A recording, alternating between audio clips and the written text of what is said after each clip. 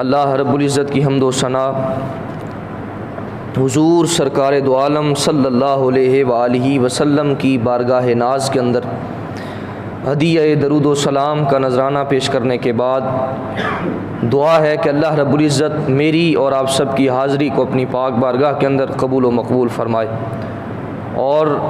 جو آیہ مقدسہ کا کچھ حصہ میں نے تلاوت کیا ہے، اللہ رب العزت مجھے اس کے ضمن کے اندر حق سچ بیان کرنے کی توفیق عطا فرمائے۔ حاضرین محترم، اللہ رب العزت نے قرآن مجید فرقان حمید کے اندر بہت سارے مقامات پر اپنے گوڑے یار سیدنا ابراہیم خلیل اللہ علیہ السلام کا ذکر فرمایا، اور بہت سارے واقعات کا بھی ذکر فرمایا جو ان کے معجزات تھے، اور اس کے علاوہ حضرت ابراہیم علیہ السلام جس طرح آپ نے کعبہ شریف کو تعمیر فرمایا یہ بھی ذکر فرمایا، اور اسی طرح دین اسلام کے اندر بھی سیدنا ابراہیم علیہ السلام کا ذکر جو ہے وہ باقی رکھا گیا۔ میرے آقا صلی اللہ علیہ وآلہ وسلم کا ارشاد گرامی ہے کہ میں دنیا کے اندر دعائے خلیل بن کر آیا ہوں۔ جب حضرت ابراہیم علیہ السلام آپ نے کعبہ شریف کو تعمیر کر لیا تو تعمیر کرنے کے بعد پھر اللہ رب العزت کی بارگاہ کے اندر دعا کی کہ مولا اب اس حبیب کو اب بھیج دے، تو میرے آقا صلی اللہ علیہ وآلہ وسلم نے ارشاد فرمایا کہ میں دنیا کے اندر دعائے خلیل بن کر آیا ہوں۔ تو جد الانبیاء سیدنا ابراہیم علیہ السلام کا ذکر ہم نے پچھلے جمعہ کے اندر بھی کیا تھا، آج کے جمعہ کے اندر بھی کچھ حصہ حضرت ابراہیم علیہ السلام کی سیرت کے حوالہ سے اور کچھ باتیں کعبہ شریف کی تعمیر اس کی تاریخ کے حوالہ سے آپ کے گوش گزار کروں گا۔ اللہ رب العزت مجھے حق سچ بیان کرنے کی توفیق عطا فرمائے۔ حاضرین محترم، جیسا کہ گزشتہ جمعہ کے اندر حضرت ابراہیم علیہ السلام اور نمرود کے حوالہ سے میں نے آپ کو چند گزارشات کی تھیں۔ اب جب حضرت ابراہیم علیہ السلام آپ جب آگ سے صحیح سلامت واپس پلٹے تو آپ اب لوگوں سے مایوس ہو چکے تھے کہ یہ لوگ، یہ بابل والے، کیونکہ جو نمرود تھا اس کا پایہ تخت شہر بابل تھا، اور حضرت ابراہیم علیہ السلام آپ جب بابل والوں سے مایوس ہو چکے کہ یہ لوگ اسلام کو قبول نہیں کرنے والے، ان کے نصیب کے اندر ازلی بدبختی لکھی جا چکی ہے، لہٰذا اب یہاں سے ہجرت ہی کر جانا چاہیے۔ اب حضرت ابراہیم علیہ السلام نمرود سے اور بقیہ لوگوں سے مایوس ہو کر آپ بابل سے چلتے ہیں اور آپ مقام ہیران پر تشریف لے جاتے ہیں، اور آپ کے چچا ہاران وہیں پر رہتے تھے۔ حضرت ابراہیم علیہ السلام آپ وہاں پر پہنچتے ہیں، اور آپ کے جو چچا ہیں انہوں نے آپ کی نیک سیرت دیکھی، خوبصورت آپ کی وضاقتہ دیکھی، آپ کے عادات و اطوار دیکھے، آپ کا انداز گفتگو دیکھا، آپ کا کردار دیکھا، آپ کی سیرت مبارکہ دیکھی، تو آپ کے چچا نے اپنی بیٹی بہت حسینہ حضرت سارہ رضی اللہ تعالی عنہ آپ کا نکاح حضرت ابراہیم علیہ السلام کے ساتھ کر دیا۔ تو روایات کے اندر آتا ہے کہ دنیا کے اندر اللہ رب العزت نے دو لوگوں کو بہت زیادہ حسن عطا فرمایا۔ ایک مردوں میں سے حضرت سیدنا یوسف علیہ السلام کو اللہ رب العزت نے حسن عطا فرمایا، اور عورتوں میں سے اللہ رب العزت نے حضرت سارہ سلام اللہ علیہا آپ کو جو ہے وہ حسن بے مثال عطا فرمایا۔ اور حضرت سارہ سلام اللہ علیہا آپ کا ہی حسن جو ہے اس کی خیرات سیدنا یوسف علیہ السلام کو ملی، اور ان کی میراث ہی، کیونکہ آپ کی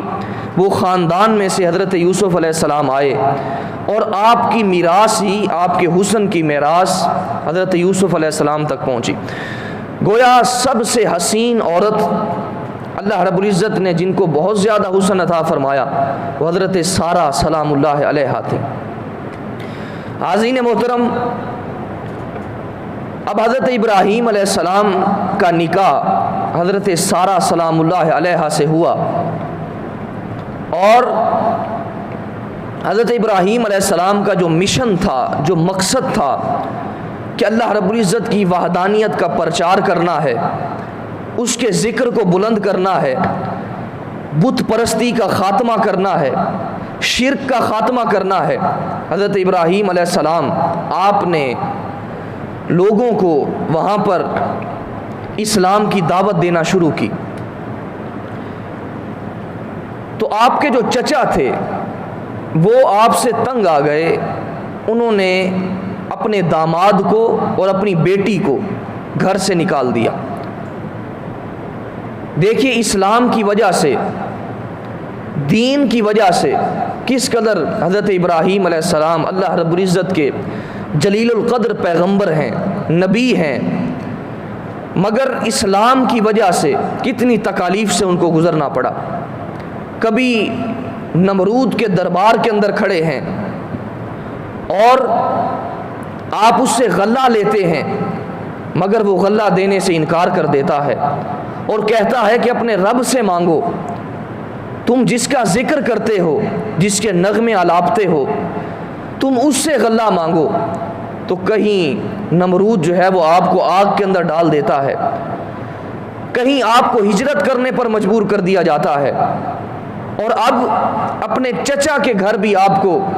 رہائش پذیر ہونے کا موقع نہ ملا، بلکہ یہاں سے بھی آپ کو نکال دیا گیا۔ حضرت ابراہیم علیہ السلام آپ یہاں سے چل کر سیدھا مصر جاتے ہیں۔ اب مصر کا جو بادشاہ ہوتا ہے وہ بڑا ظالم ہوتا ہے، بڑا جابر بادشاہ ہے، اور اس کی یہ عادت تھی کہ جس عورت کو دیکھتا، جو عورت اس کو پسند آ جاتی، جو عورت خوبصورت ہوتی، اس عورت کو لے لیتا اور اس کے شوہر کو قتل کر دیتا۔ اب حضرت ابراہیم علیہ السلام آپ جب مصر کے اندر پہنچتے ہیں اور آپ کو اس بادشاہ کی اس بات سے آگاہی ہوتی ہے، اب آپ اپنی اہلیہ محترمہ حضرت سارہ سلام اللہ علیہا آپ کو فرماتے ہیں کہ تم نے جب تمہیں اس بادشاہ کے سامنے لے جایا جائے تو تم نے وہاں پر یہ نہیں کہنا کہ یہ ابراہیم میرا شوہر ہے، بلکہ تم نے اس سے کہنا ہے کہ یہ میرا بھائی ہے، یہ میرا بھائی ہے، کیونکہ میں آپ کا دینی بھائی بھی ہوں۔ اب اس لحاظ سے حضرت ابراہیم علیہ السلام نے یہاں پر یہ جملہ جو ہے وہ عطا فرمایا۔ اب حضرت سارہ سلام اللہ علیہ آپ کے ہمراہ ہیں، اور وہاں پر جو پولیس ہے، جو بادشاہ کی رعایا ہے، ان کو خبر ہوتی ہے، وہ جا کر بادشاہ کو بتلاتے ہیں کہ ہمارے شہر کے اندر، ہمارے مصر کے اندر ایک خوبصورت عورت آئی ہے۔ حضرت ابراہیم علیہ السلام کو پکڑنے کے لیے وہ بادشاہ جو ہوتا ہے وہ اپنی رعایا کو بھیجتا ہے، اپنے نمائندوں کو بھیجتا ہے۔ اب یہ 3 لوگوں کا قافلہ وہاں پر موجود ہے۔ اب وہ لوگ جب پہنچتے ہیں، حضرت ابراہیم علیہ السلام آپ نماز شروع کر دیتے ہیں، نماز نیت لیتے ہیں اور نماز پڑھنا شروع کر دیتے ہیں۔ اب وہ لوگ آ کر حضرت سارہ سلام اللہ علیہ آپ کو اٹھاتے ہیں اور اپنے ساتھ لے جاتے ہیں۔ جب بادشاہ دیکھتا ہے کہ یہ اتنی حسینہ، اتنی خوبصورت عورت، وہ دیکھتے ہی فدا ہو جاتا ہے، فریفتہ ہو جاتا ہے، اور وہ آپ کے قریب آنے ہی لگتا ہے۔ حضرت سارہ سلام اللہ علیہ آپ فرماتی ہیں کہ دیکھ مجھے کچھ تھوڑی سی مہلت دے، تھوڑا سا وقت مجھے دے، میں غسل کر لوں اور اللہ رب العزت کی عبادت کر لوں، میں عبادت کر لوں۔ اب وہ بادشاہ جو تھا بڑا ظالم تھا، جابر تھا، اس نے فوراً ہی غسل کا اہتمام کروایا، اور غسل کا اہتمام کروا کر حضرت سارہ سلام اللہ علیہا آپ نے غسل فرمایا۔ غسل فرما کر حجرہ کے اندر تشریف لے جاتی ہیں، اللہ رب العزت کی عبادت کرتی ہیں، اور مالک کے حضور دعائیں کرتی ہیں کہ مولا اس بدبخت سے مجھے بچا لے، اس ذلیل سے مجھے بچا لے، اپنی پناہ عطا فرما۔ جب عبادت کے اندر تاخیر ہوتی ہے، تاخیر کی وجہ سے وہ بادشاہ حجرہ کے اندر داخل ہو جاتا ہے۔ اب حضرت سارہ سلام اللہ علیہ نماز کے اندر مشغول ہیں۔ اب اس کے ارادہ کے اندر یہ بات آتی ہے کہ کیوں نہ میں اسی نماز کے اندر ہی اپنا فعل جو ہے وہ شروع کروں۔ اب وہ قریب آنے لگتا ہے، اپنا ہاتھ بڑھاتا ہے، مگر اس کا ہاتھ شل ہو جاتا ہے، یعنی بے جان ہو جاتا ہے، جس طرح فالج ہوتا ہے، جسم کے اندر جان نہیں رہتی۔ اب وہ ہاتھ آگے بڑھاتا ہے، اس کا ہاتھ شل ہو جاتا ہے، پھر تھوڑا اور آگے بڑھتا ہے، حتیٰ کہ بے ہوش ہو کر زمین پر گر پڑتا ہے۔ حضرت سارہ سلام اللہ علیہ آپ جب دیکھتی ہیں، پھر مالک کے حضور دستے طلب دراز کرتی ہیں کہ مولا اگر میں یہاں سے باہر نکلی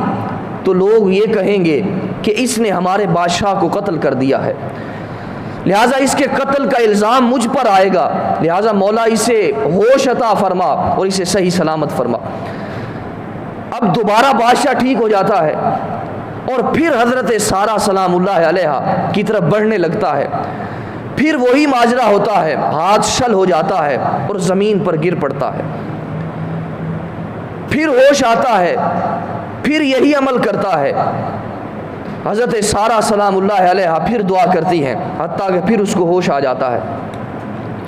اب ہوش آنے کے بعد اب وہ مایوس ہو جاتا ہے کہ یہ کوئی جننی ہے جس کی طرف میں ہاتھ ہی نہیں بڑھا سکتا، جس سے میں انتفاع حاصل نہیں کر سکتا، جس سے استفادہ حاصل نہیں کر سکتا۔ یہ کوئی بندی نہیں ہے، بلکہ کوئی جننی ہے یا چڑیل ہے، کوئی ایسی عورت ہے۔ اب اس نے اپنی رعایا کو حکم دیا،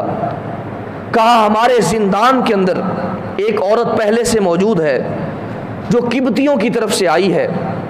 لہذا اس عورت کو بھی اور اس عورت کو دونوں کو مصر سے نکال دیا جائے، چلا وطن کر دیا جائے۔ اب اس عورت کو جو قبطیوں کی طرف سے غلام تھی اس کو بھی نکال کر، اور حضرت سارہ سلام اللہ علیہ دونوں کو نکال کر مصر سے نکال دیا جاتا ہے۔ اب اس عورت کا جو نام ہوتا ہے اس کا نام حضرت ہاجرہ سلام اللہ علیہ، ان کا نام حضرت ہاجرہ ہوتا ہے۔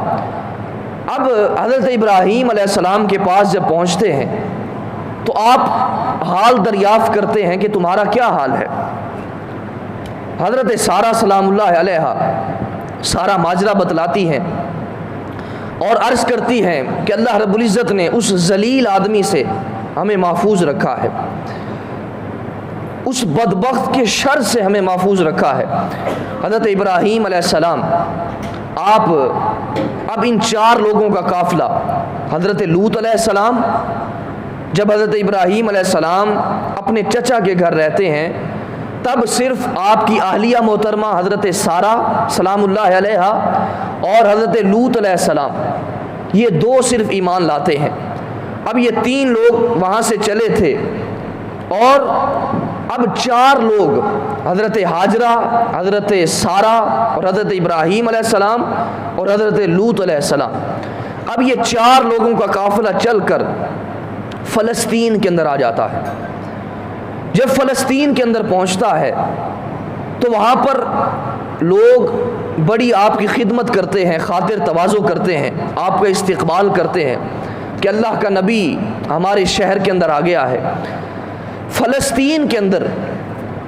آپ کو زمین بھی دی گئی اور اللہ رب العزت نے اس زمین کے اندر بہت زیادہ برکت عطا فرمائی، اور آپ کے مال کے اندر بہت زیادہ برکت عطا فرمائی، اور آپ کا مال چند دنوں کے اندر بہت زیادہ مال آپ کا پھیل گیا، اور آپ کے پاس بہت زیادہ زمین جس کے آپ مالک بن گئے۔ تو حضرت سارہ سلام اللہ علیہا، آپ کے نکاح کو بھی کافی وقت گزر گیا تھا، آپ نے اپنے شوہر نامدار حضرت ابراہیم علیہ السلام کو عرض کیا کہ میرے بطن سے تو اولاد حاصل نہیں ہوئی، لہذا تم ہاجرہ سے نکاح کر لو، شاید اللہ رب العزت اس کے بطن سے ہی اولاد عطا فرما دے۔ ہمارے پاس سب کچھ موجود ہے، مال و دولت کی فراوانی ہے،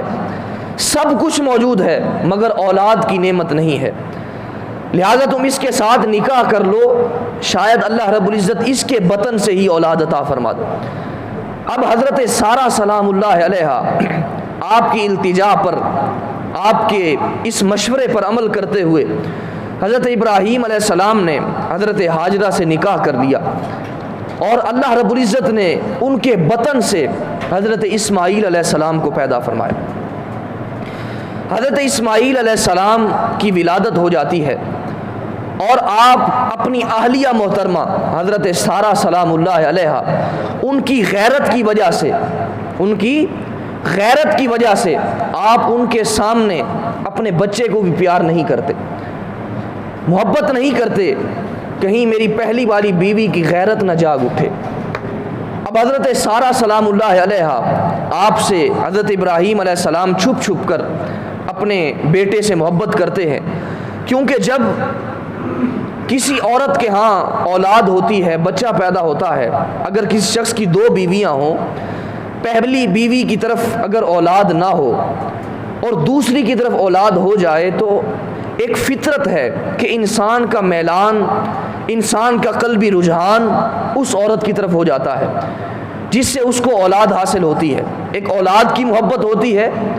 اور دوسرا اس بیوی سے اس کو جو نفع حاصل ہوا ہوتا ہے،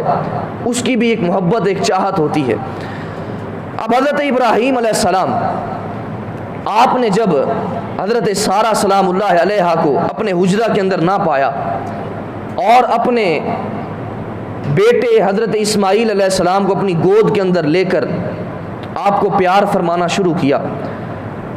اتنی دیر ہوئی تو حضرت سارہ سلام اللہ علیہا اوپر سے آ جاتی ہے، اور حضرت سارہ سلام اللہ علیہا آپ کی غیرت جاگ اٹھتی ہے۔ آپ حضرت ابراہیم علیہ السلام کو عرض کرتی ہیں کہ تم ان کو یہاں سے لے جاؤ اور کہیں دور ویرانے کے اندر چھوڑاؤ، دور ویرانے کے اندر ان کو چھوڑاؤ۔ اب اللہ رب العزت کا بھی حکم یہی ہوتا ہے۔ اب ہر چیز کے اندر اللہ رب العزت کی حکمت ہوا کرتی ہے، ہر چیز کے اندر کوئی بھی کام اللہ رب العزت کا حکمت سے خالی نہیں ہوتا۔ اسی طرح اگر حضرت یوسف علیہ السلام اور آپ کے بھائیوں کی آپس کے اندر لڑائی نہ ہوتی تو پھر مصر کی بادشاہت حضرت یوسف علیہ السلام کو نہ ملتی۔ اسی طرح صحابہ کرام کی آپس کے اندر اس قدر اختلافات ہوئے، اس کے اندر بھی اللہ رب العزت کی حکمت تھی۔ اگر ان کے آپس کے اندر اختلافات نہ ہوتے تو قرآن مجید کی بہت ساری آیات کی تشریح نہ ہوتی، تو کسی کو بھی ہمارا یہ حق نہیں پہنچتا ہم کسی کو غلط کہیں۔ ہم تمام تر معاملات کو اللہ رب العزت کے سپرد کر دیا کریں۔ تو جب بھی کوئی معاملات ہوں تو ہمیں یہ حق نہیں پہنچتا ہم کسی کو حق پر کہیں اور کسی کو غلط کہیں، بلکہ تمام تر معاملات اللہ رب العزت کے سپرد کر دیا کریں۔ اگر ہم صحابہ کرام میں سے اختلافات کو دیکھتے ہیں، اگر ایک کو حق پر کہیں اور ایک کو ناحق کہیں تو پھر حضرت سارہ سلام اللہ علیہا تو پھر ان کو بھی غلط کہنا چاہیے، یا پھر حضرت ابراہیم علیہ السلام آپ کی اولاد میں سے حضرت یوسف علیہ السلام جب آتے ہیں، ان کے بھائیوں کے ساتھ آپ کی جب اختلافات ہوتے ہیں، لڑائی ہوتی ہے، حتیٰ کہ آپ کو جب مصر کی بادشاہت عطا کر دی جاتی ہے تو پھر آپ کے خواب کے اندر حضرت یوسف علیہ السلام نے خواب کے اندر دیکھا کہ آپ کے بھائی ستاروں کی طرح آپ کو نظر آئے ہیں، تو پھر ان کو بھی غلط کہنا لازم آتا ہے۔ تو اسی طرح ہر ایک معاملات کو اللہ رب العزت کے سپرد کر دیا جائے، ان جھگڑوں کے اندر، ان اختلافات کے اندر اپنی آخرت کو خراب نہیں کرنا چاہیے۔ تو حضرت سارہ سلام اللہ علیہا آپ نے اپنے شوہر نامدار کو عرض کیا کہ ان کو دور کہیں ویرانے کے اندر چھوڑ کر آؤ۔ اللہ رب العزت کی مرضی بھی یہی تھی، اللہ رب العزت نے بھی حکم فرمایا۔ تو حضرت ابراہیم علیہ السلام، حضرت حاجرہ سلام اللہ علیہا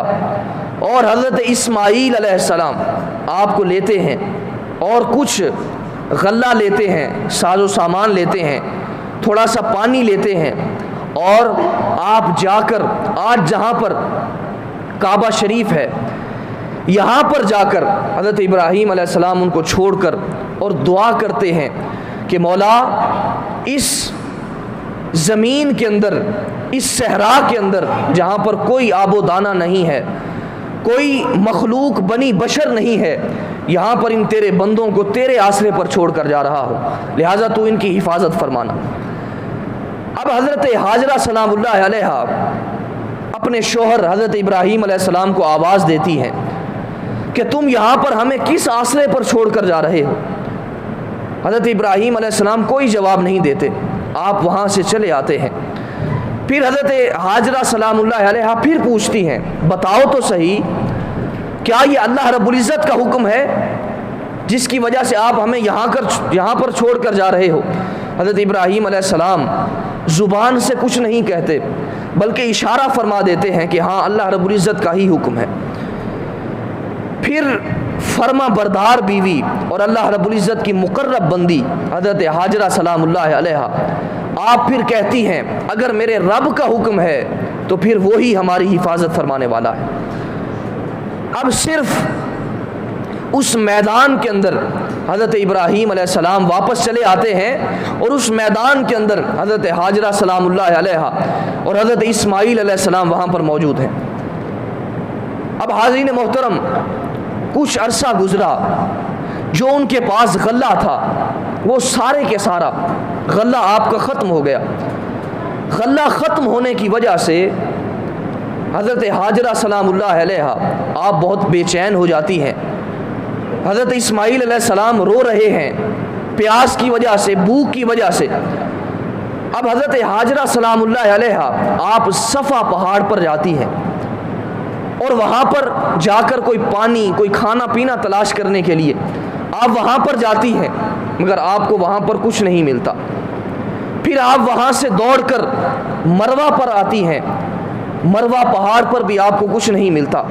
حتیٰ کہ پھر آپ صفا پر آتی ہیں، حتیٰ کہ 7 چکر حضرت سارہ سلام اللہ، حضرت حاجرہ سلام اللہ علیہا 7 چکر لگاتی ہیں۔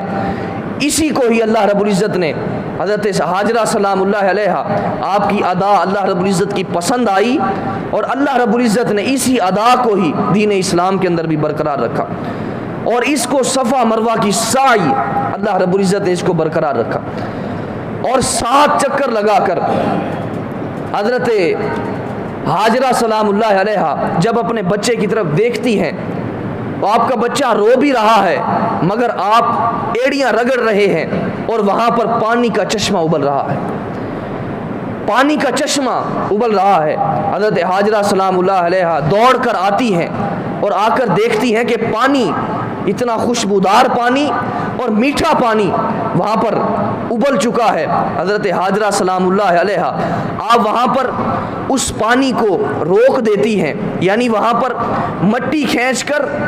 اس کو وہاں پر مکفل کر دیتی ہیں۔ حدیث پاک کے اندر آتا ہے آقا کریم علیہ السلام نے ارشاد فرمایا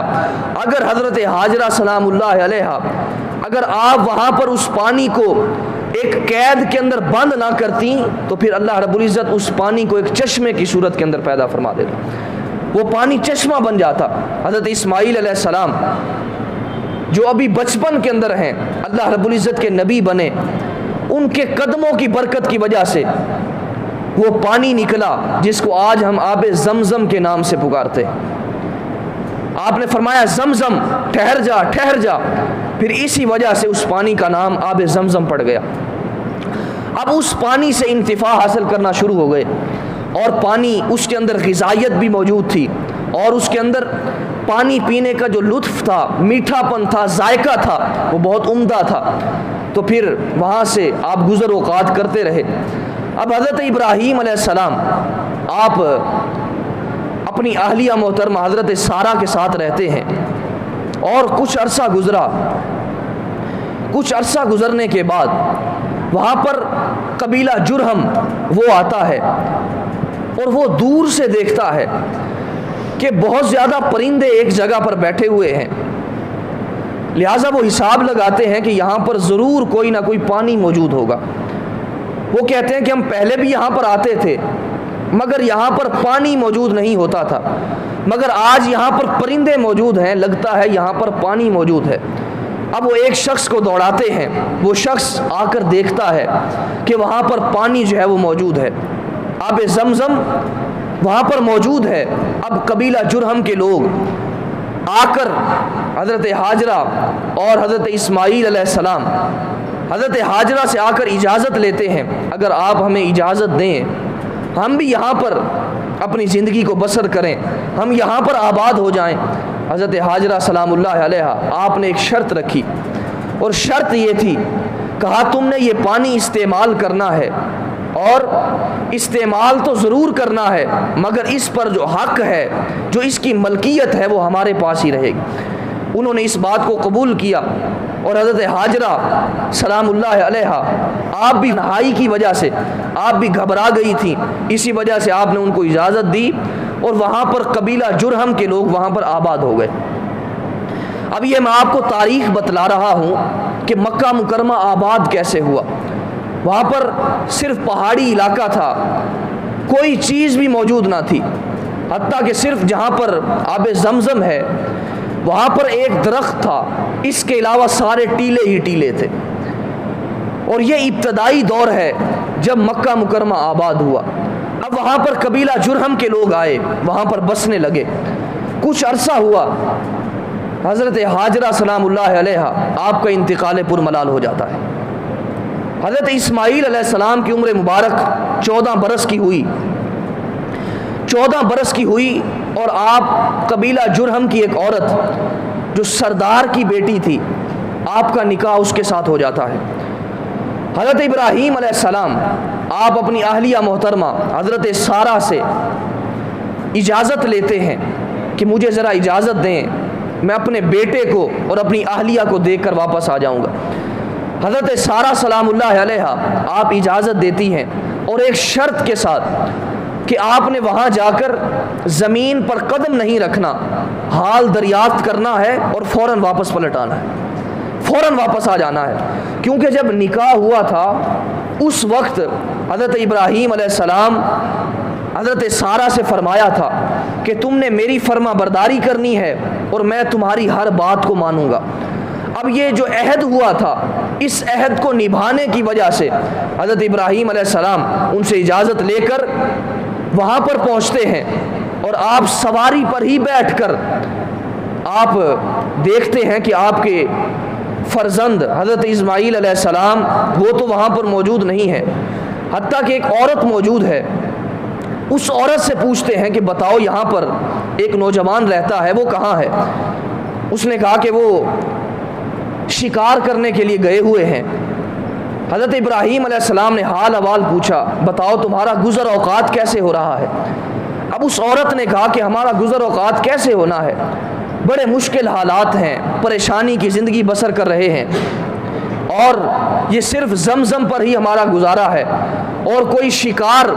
اگر میرے شوہر کر کے آتے ہیں تو صرف وہ گوشت ہوتا ہے یا پانی ہوتا ہے، بڑے مشکل حالات ہیں، اور ان مشکل حالات کے اندر ہم گزارا کر رہے ہیں۔ حضرت ابراہیم علیہ السلام آپ نے اس عورت سے فرمایا، جو عورت حضرت اسماعیل علیہ السلام کی بیوی تھی، آپ نے فرمایا کہ تم جب تمہارا شوہر آ جائے تو تم اپنے شوہر سے کہنا کہ اپنے گھر کی چوکھٹ جو ہے وہ بدل ڈالے، اپنے گھر کی چوکھٹ بدل ڈالے۔ اب حضرت اسماعیل علیہ السلام آپ جب شام کو واپس آتے ہیں تو آپ گلی کوچوں کے اندر نبوت کی جو خوشبو ہے وہ پھیلی ہوئی محسوس کرتے ہیں، نبوت کے انوار دیکھتے ہیں۔ آپ اپنی اہلیہ محترمہ سے پوچھتے ہیں کہ بتاؤ یہاں پر کوئی بزرگ شخصیت آئے تھے؟ اب آپ کی بیوی نے کہا کہ ہاں، یہاں پر ابراہیم نامی ایک شخص آئے تھے، بڑے بزرگ تھے، اور ایک پیغام دے کر گئے ہیں کہ تم اپنے گھر کی چوکھٹ کو بدل ڈالو۔ حضرت اسماعیل علیہ السلام آپ سمجھ گئے کہ میرے والد کی مراد کیا تھی، وہ کس وجہ سے فرما گئے کہ اپنے گھر کی چوکھٹ کو بدل ڈالو۔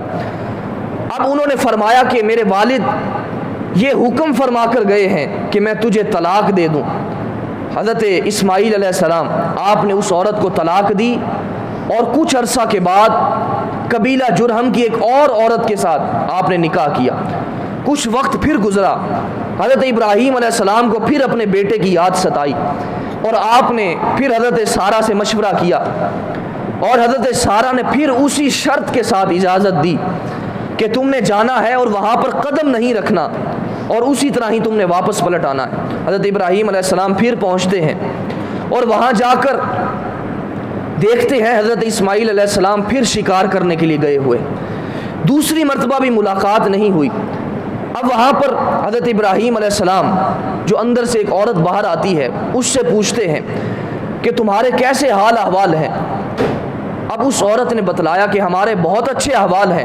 اللہ رب العزت کا شکر ہے کہ ہمارے پاس پینے کے لیے پانی آب زمزم موجود ہے، اور ہمارے پاس گوشت بھی موجود ہوتا ہے جس کو شکار کر کے لایا جاتا ہے۔ اللہ رب العزت کا بڑا شکر ہے، ہم بہت اچھی زندگی بسر کر رہے ہیں۔ اب اس کی گفتگو کے اندر اور اس بیوی کی گفتگو کے اندر کتنا فرق تھا۔ اس کے کلمات ناشکری پر مبنی تھے، اور اس عورت کے کلمات شکر پر مبنی تھے۔ تو اللہ رب العزت کے جو بندے ہوتے ہیں، جو مقبول بندے ہوتے ہیں، ان کی زبان پر کبھی ناشکری کے لفظ نہیں آتے، کبھی شکوہ کے لفظ نہیں آتے، بلکہ ان کی زبان پر ہر وقت جس بھی حال کے اندر ہوں، ان کی زبان پر ہمیشہ شکر کے الفاظ ہی آیا کرتے ہیں۔ اب حضرت ابراہیم علیہ السلام ایک پیغام دے کر واپس پلٹ آئے۔ وہ پیغام کیا تھا؟ آپ نے فرمایا کہ تمہارا جب شوہر آ جائے تو تم ان کو کہہ دینا کہ اپنے گھر کی چوکھٹ کو مضبوط رکھے، تمہارے گھر کی چوکھٹ بہت اچھی ہے، لہذا اسی کو اپنے ساتھ قائم و دائم رکھے۔ اب حضرت ابراہیم علیہ السلام وہاں سے چلے آتے ہیں۔ حضرت اسماعیل علیہ السلام جب شکار سے واپس پلٹتے ہیں اور پھر گلیوں کے اندر، چوراہوں کے اندر نبوت کی خوشبو کو محسوس کرتے ہیں، آپ پھر اپنی اہلیہ محترمہ سے پوچھتے ہیں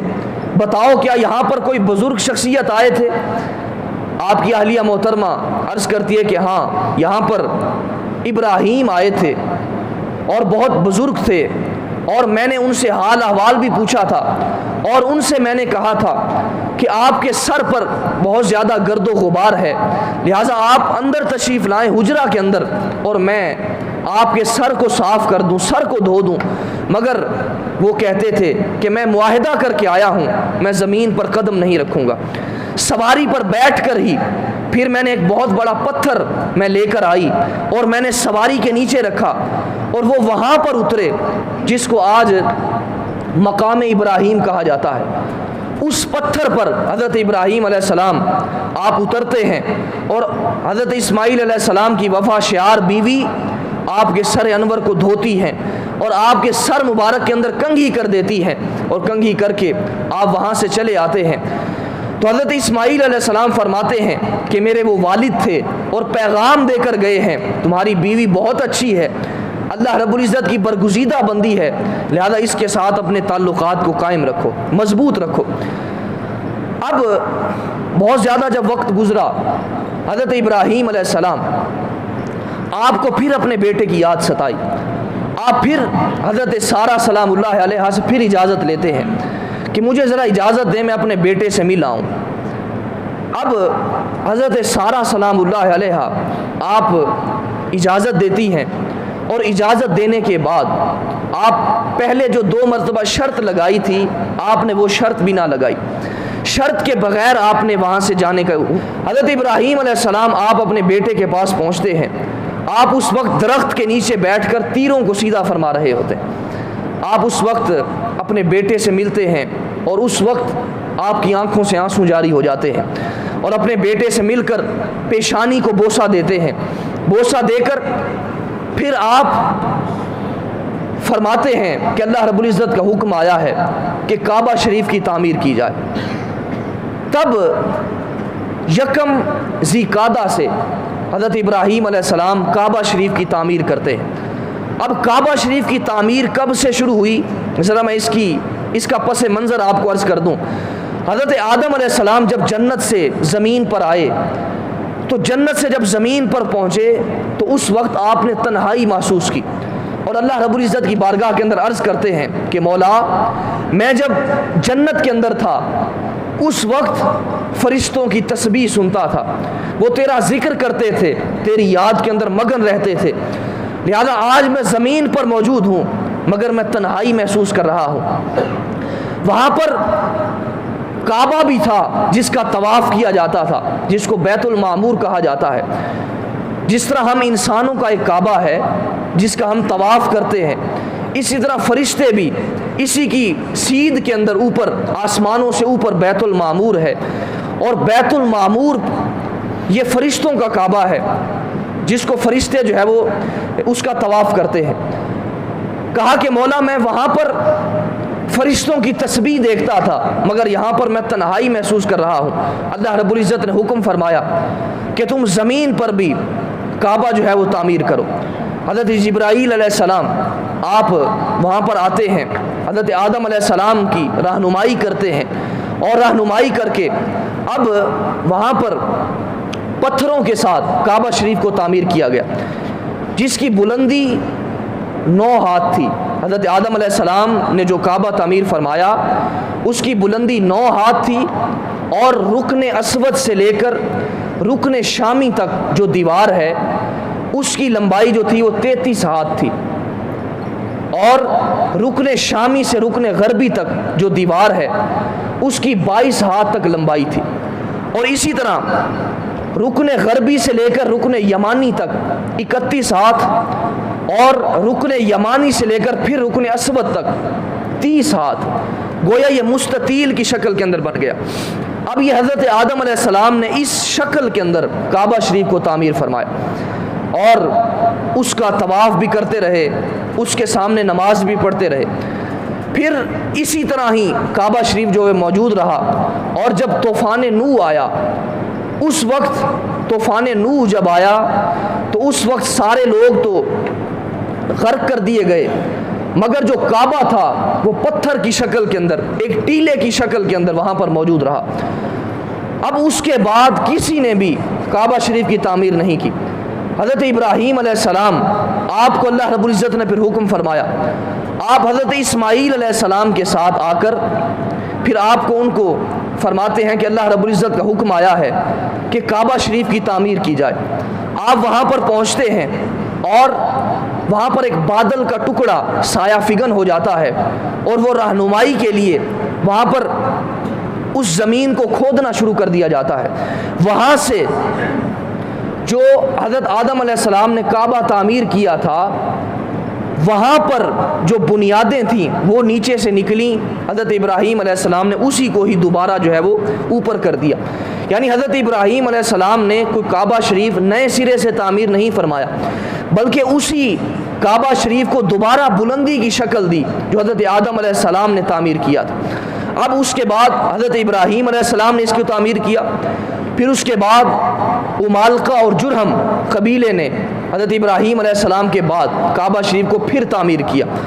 پھر اس کے بعد قصی بن کلاب نے اس کو تعمیر کیا. پھر آقا کریم علیہ السلام کی جب عمر مبارک 25 برس کی ہوئی تو اس وقت کعبہ شریف کو پھر قریش نے تعمیر کیا اور یہ اعلان کیا گیا، کہا مال کو اکٹھا کیا جائے اور کعبہ شریف کو پھر تعمیر کرنا ہے. لہذا اس وقت جو لوگ تھے وہ سود خور تھے، سود بہت زیادہ کھایا کرتے تھے، تو انہوں نے کہا کہ صرف حلال اور طیب کمائی جو ہے وہ جمع کی جائے، اس کے ساتھ کعبہ شریف کو تعمیر کیا جائے. اب ان کے پاس اتنا زیادہ مال تو جمع نہ ہوا، البتہ تھوڑا سا مال جمع ہوا جس کے ساتھ جو حضرت ابراہیم علیہ السلام کی جو انہوں نے جو وہاں پر تعمیر تھی، جو بنیاد تھی، وہاں پر تو کعبہ شریف کو تعمیر نہ کیا، بلکہ بہت ساری جگہ کو چھوڑ دیا گیا جس کو آج حتیم کے نام سے یاد کیا جاتا ہے۔ اب قریش نے اس کے اندر آدھی جگہ پر کعبہ شریف کو تعمیر کیا، اور بقیہ جو جگہ ان کے پاس پیسے اتنے زیادہ موجود نہ تھے،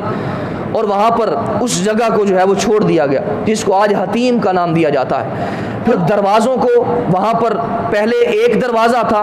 پھر اس کے بعد جب قریش نے وہاں پر بنایا تو پھر 2 دروازے بنائے گئے۔ اسی طرح حضرت عائشہ صدیقہ رضی اللہ تعالی عنہا فرماتی ہیں، آقا کریم علیہ السلام نے مجھے کعبہ شریف کے ساتھ لے جا کر آپ نے دیوار کو ہلکا سا کھود کر دکھایا اور مجھے بنیاد ابراہیمی دکھائی، اور حضرت عائشہ صدیقہ رضی اللہ تعالی عنہا فرماتی ہیں کہ میں نے اس بنیاد ابراہیمی کو دیکھا جو اونٹ کی کوہان کی طرح وہاں پر پتھر جو ہے وہ موجود تھے۔ پھر اسی روایت کو سامنے رکھتے ہوئے حضرت عبداللہ ابن زبیر رضی اللہ تعالیٰ عنہ آپ نے 46 ہجری کے اندر پھر کعبہ شریف کو اسی تعمیر پر جو حضرت ابراہیم علیہ السلام نے حضرت آدم علیہ السلام کی تعمیر پر اس کعبہ شریف کو تعمیر کیا تھا، اسی تعمیر پر ہی حضرت عبداللہ ابن زبیر رضی اللہ تعالیٰ عنہ آپ نے کعبہ شریف کو پھر تعمیر کیا۔ پھر 74 ہجری کے اندر حجاج ابن یوسف نے کعبہ شریف کو پھر گرایا، اور جس طرح قریش نے کعبہ شریف کو بنایا تھا اسی شکل کے اندر اسی طرح ہی پھر حجاج ابن یوسف نے کعبہ شریف کو پھر اسی طرح تعمیر کر دیا۔ پھر اس کے بعد 1040 ہجری کے اندر سلطان مراد ابن احمد خان قسطنطنیہ کا بادشاہ تھا، اس نے پھر کعبہ شریف کو دوبارہ گرا کر حجاج ابن یوسف کی طرز پر پھر جو ہے وہ کعبہ شریف کو بنا دیا۔ پھر اس نے خلاف کعبہ کو بھی وہاں پر اہتمام کیا، خلاف کعبہ بہت اچھے انداز کے ساتھ بنوایا، اور اس پر کلمہ شریف ہر طرف لکھا ہوا تھا، اور اس کے اوپر اس بادشاہ کا جو ہے وہ نام لکھا گیا۔ پھر ہر سال مصر سے غلاف کعبہ جو ہے وہ بن کر آتا تھا، ہر سال مصر سے کعبہ شریف کا غلاف بن کر آتا تھا۔ پھر 1382 ہجری کے اندر غلاف کعبہ جو ہے وہ لاہور سے بن کر کعبہ شریف کے اندر پہنچا، لاہور سے 1382 ہجری کے اندر کعبہ شریف جو ہے وہ پھر بن کر وہاں پر پہنچا۔ اب 1040 ہجری سے لے کر 1440 سے اوپر ہجری جو ہے وہ گزر چکی ہیں، کم و بیش اب اسی شکل کے اندر ہی کعبہ شریف جو ہے وہ موجود ہے جو آج ہمارے سامنے مرجع گاہ خلائق بنا ہوا ہے۔ تو یہ پوری تاریخ ہے، پوری ہسٹری ہے، اس طرح کعبہ شریف کی تعمیر شروع ہوئی، اور پھر کس نے گرایا، کیسے تعمیر ہوئی، کیسے اس کو مکہ مکرمہ کو آباد کیا گیا، یہ ساری تعمیر اللہ رب العزت کے حکم سے اللہ رب العزت کے بندوں نے جو ہے وہ کی۔ اب یہاں پر میں اپنی گفتگو کو ختم کرتا ہوں۔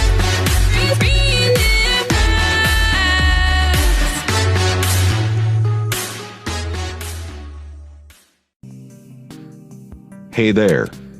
Subscribe to my channel. And also press this bell icon